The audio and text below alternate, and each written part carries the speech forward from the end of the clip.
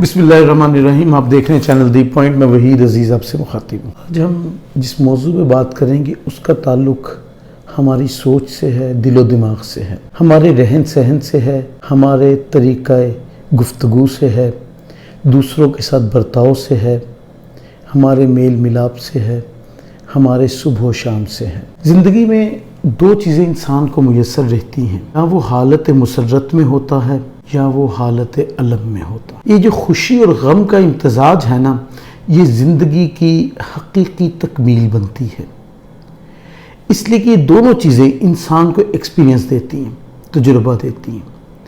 फिर इंसान उस तजुर्बे से अपनी ज़िंदगी के गुज़रे हुए वक्त को आने वाले वक्त को मजबूत करने के लिए इस्तेमाल करता है। इब्तदाई तजुर्बे में कई बार उसे कई चीज़ों में नाकामी होती है, लेकिन फिर वो उसी नाकामी को अपना मुशाहिदा बनाकर अपने मुस्तकबिल को महफूज करने के लिए इस्तेमाल में लाता है। हम आम तौर पर गमगीन हों तो गम बांटने के लिए कई लोग ढूंढते हैं, जिन्हें अपने गम बताते हैं, अपनी तकालीफ से आगाह करते हैं, अपने ज़ात पर टूटने वाली जो मुसीबतें हैं उनका जिक्र करते हैं। ऐसा क्यों करते हैं हम?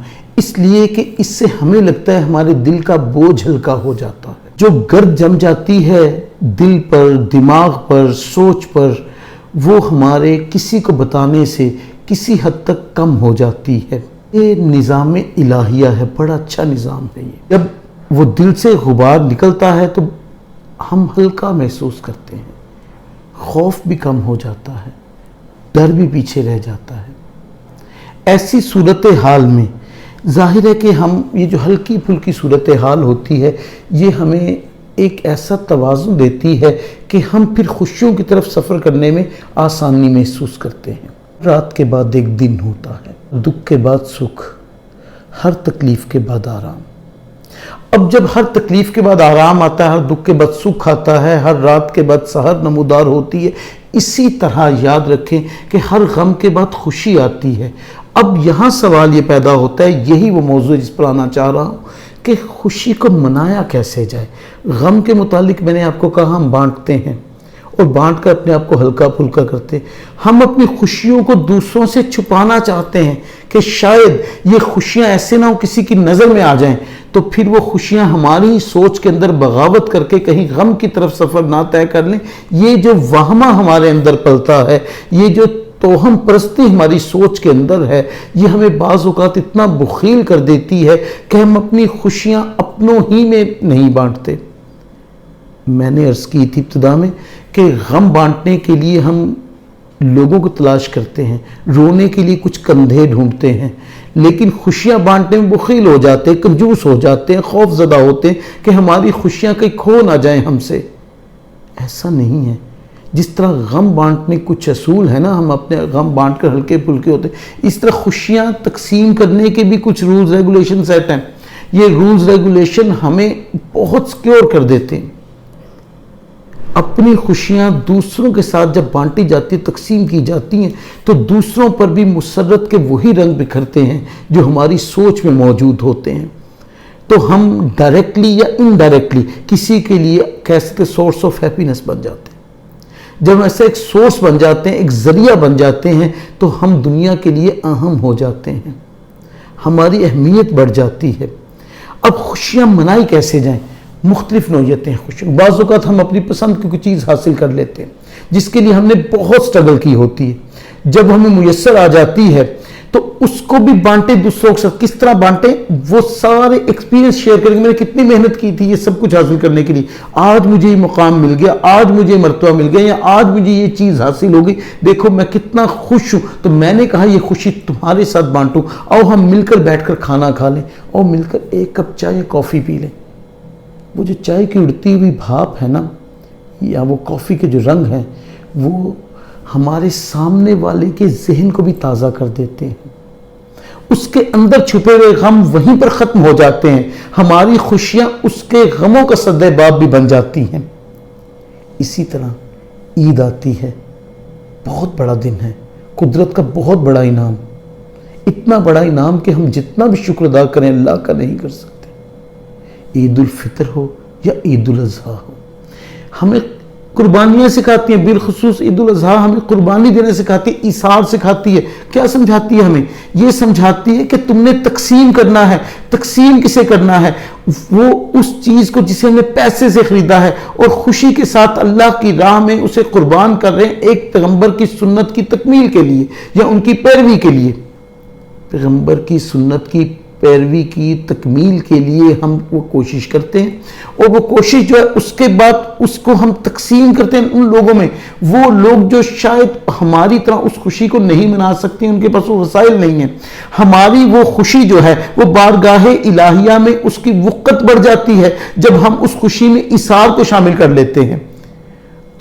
اب جیسے ایثار شامل ہوا، خوشی کا مرتبہ بڑھ گیا، خوشی ہماری ذات تک رہ گئی تو خود غرضی بن گئی۔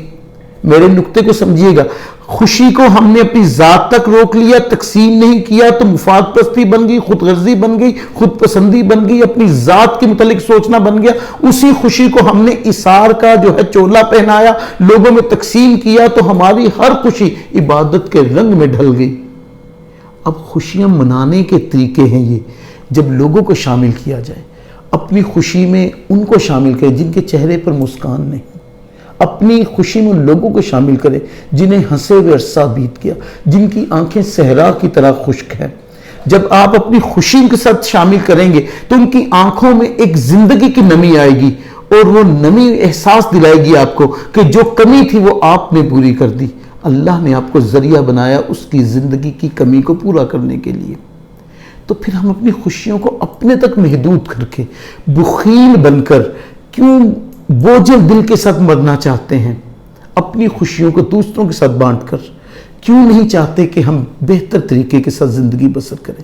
ایسی زندگی جس میں روح بھی ہلکی پھلکی سی ہو، جس میں وجود بھی ہلکا پھلکا سا ہو، جس میں کوئی بوجھ نہ ہو، کسی کے غم کو دیکھ کر منہ پھیر لینے والی کیفیت نہ ہو، بلکہ کسی کے غم کو دیکھ کر اپنی خوشی اس کے ساتھ بانٹے تاکہ اس کے غم کی وقت کم ہو، آپ کی خوشی کی اہمیت بڑھ جائے۔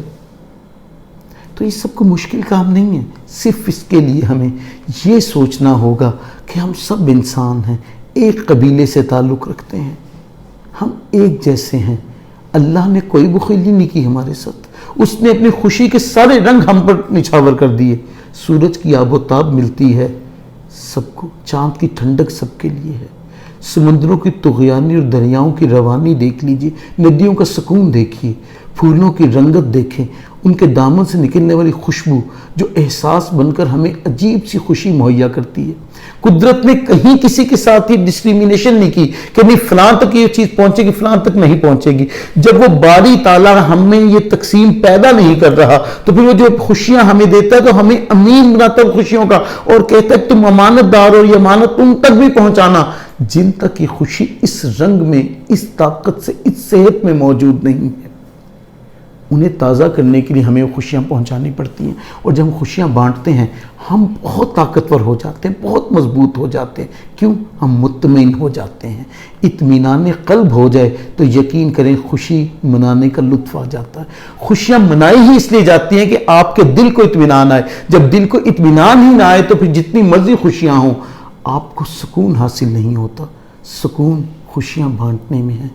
تو آئیے تمام فرق مٹا کر خوشیاں بانٹیں، لوگوں کو احساس دلائیں کہ وہ کہیں تنہا نہیں ہیں، بلکہ اللہ رب العزت نے ہم سب کو ایک سا بنایا ہے، تو ہماری خوشی اور غم بھی ایک جیسے ہونے چاہیے۔